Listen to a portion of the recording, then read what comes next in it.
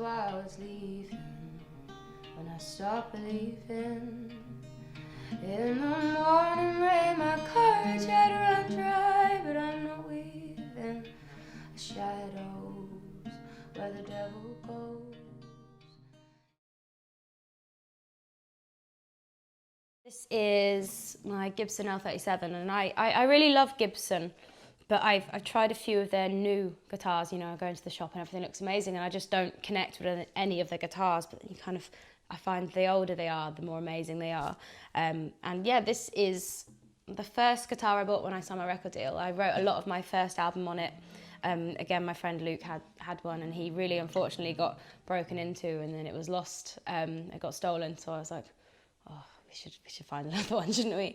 And we found this. I got it from some random guy, actually. I didn't even get it from a dealer. I bought it from a person in Southampton.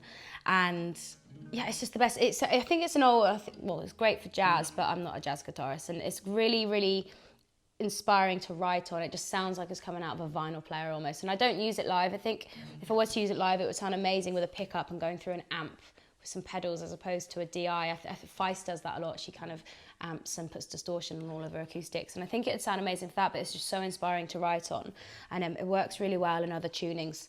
I do lots of kind of open kind of things with this, and I write loads on this as opposed to playing. So I'm a very big fan of Nick Drake, and I just love, what I love about him is that I've tried so many times to learn his songs and cover his songs, and it just never sounds as good. And it's because he's so unique. He's not playing kind of formulaically, even though he is a genius. You just don't know, and no one can sound like him, and he kind of makes up his tunings. And I was obsessed with learning Pink Moon. So I found out what tuning he used, or at least guessed. And then kind of since then, I've been using lots of variations of C. I kind of feel like it almost makes me look like I'm a good guitarist as well. It just is good, but it's just great. I mean, I love not knowing where I'm going. I feel like every time I start to learn or kind of learn a few things, I'm like, oh, I better stop practicing that, because it then just becomes so clean. And I love just accidentally playing a chord that I didn't know existed and being like, oh, I've just invented a chord for myself, you know. So yeah, that's what I really love about tunings.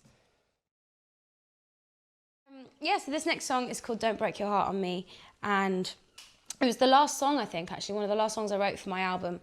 And again, I didn't write it on this guitar, but I kind of think this guitar works best for open tunings. I love how dead it sounds, but it's still really warm. And yeah, I kind of feel like I get that really old feel from it. I feel like when I listen to Nick Drake or even Joni, it just sounds like, you know, Joni, Laurel Canyon 60s. It just sounds like a time, and it kind of makes me feel like I'm a part of that time when I'm playing it, especially on this guitar.